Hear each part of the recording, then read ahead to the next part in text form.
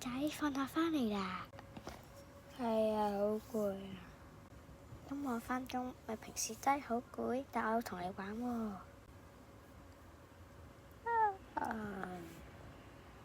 有咁攰咩？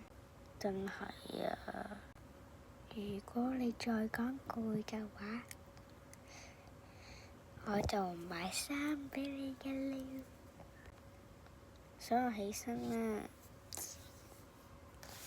老師叫人哋買啊。老師，我問下老師先，你問咪問咯。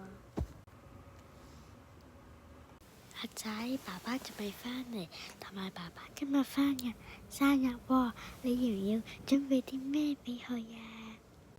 冇，